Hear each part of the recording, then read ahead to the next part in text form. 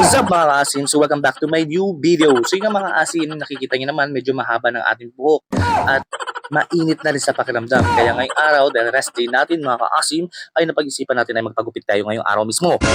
So yung mga kaasim, maglalakad lang tayo ng konti papunta sa barbero sa Supreme Barber. So dito mga kaasim, maganda ng sasakyan, napansin ko kaagad to. Sana soon makabili rin tayo ng ganyan.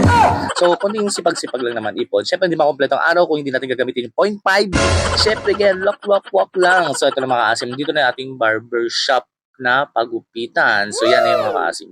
So tara na at pumasok na tayo. Ganito yung itsura niya sa loob mga kaasim.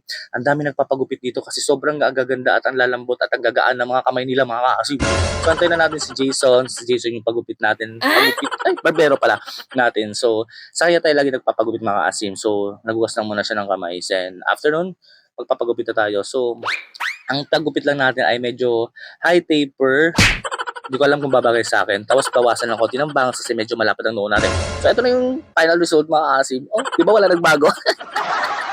So yun mga kaasim, dahil dyan, naglakad na naman tayo ulit pauwi kasi ayoko sumakay. Siyempre, minsan lang tayo mag-day off kaya sulitin na natin ang paglalakad mga kaasim para ma-feel naman natin yung nature kasi medyo mapuno dito sa daan papunta sa amin mga kaasim.